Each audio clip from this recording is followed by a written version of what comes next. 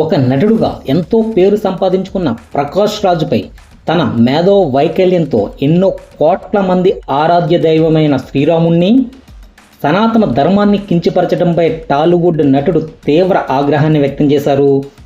ఇటీవల ప్రకాష్ రాజ్ హిందూ ధర్మంపై, రామాయణంపై చేసిన వ్యాఖ్యలు ఆయనలోని సంస్కార హీనతను బయటపెట్టాయని, అదేవిధంగా సనాతన ధర్మాన్ని రక్షించే ప్రయత్నం చేస్తున్న వారిని చూసి వారవలేక ఏకంగా దేవుళ్ళనే హేళన చేసే స్థాయికి దిగజారడం విచారకరమని చెప్పడం జరిగింది.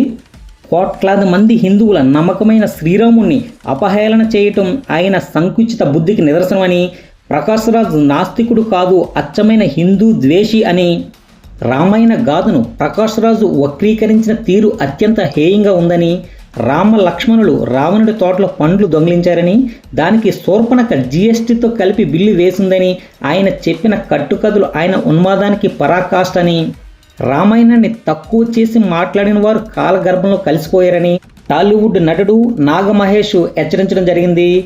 ప్రకాష్ రాజ్ ఈ వ్యాఖ్యలపై మీ కామెంట్ని తెలియజేయగలరు.